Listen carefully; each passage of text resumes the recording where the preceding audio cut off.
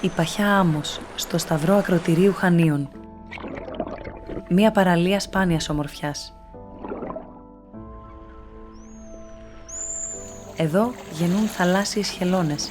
Στο βυθό βρίσκονται τα πολύτιμα λιβάδια Ποσειδονίας. Δίπλα της, ιστορία χιλιάδων χρόνων, το αρχαίο λατομείο και το απολιθωμένο δάσος ριζόλιθων. Η Παχιά Άμμος απειλείται. Ένα αντλιοστάσιο ανεπεξέργαστων λιμάτων κατασκευάζεται μόλις 20 μέτρα από το χειμέριο κύμα, σε ακίνητο του ελληνικού δημοσίου, χωρίς να έχει υπάρξει παραχώρηση, χωρίς διαβούλευση με τους κατοίκους, χωρίς μελέτη περιβαλλοντικών επιπτώσεων για το συγκεκριμένο σημείο. Και το εμβληματικό βουνό του Σταυρού απειλείται από μια πιθανή κατασκευή ξενοδοχειακής μονάδας. Τον Ιούνιο του 2025, η θάλασσα στην Παχιά Άμμο βάφτηκε πορτοκαλί από τα εργοταξιακά απόβλητα. Το έργο σταμάτησε μετά από αστυνομική παρέμβαση.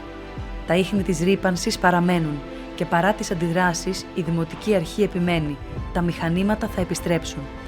Τα εργοταξιακά απόβλητα θα διοχετεύονται ξανά στη θάλασσα, εκεί που κολυμπούν τα παιδιά, εκεί που ζουν οι χελώνες. Το έργο δεν έχει ολοκληρωθεί παρά τα όσα ψευδώς διαδίδονται. Υπάρχει ακόμα χρόνος να απαιτήσουμε βιώσιμη λύση, σε σωστή θέση, με πλήρεις μελέτες. Είναι τα χρήματα όλων μας.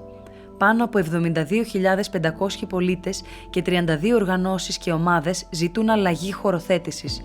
Η υπόθεση δεν έχει κλείσει νομικά. Η Παχιά Άμμος είναι κομμάτι της ιστορίας και του μέλλοντός μας. Η φωνή σου μετράει. Λέμε ναι στο έργο, όχι στην παραλία.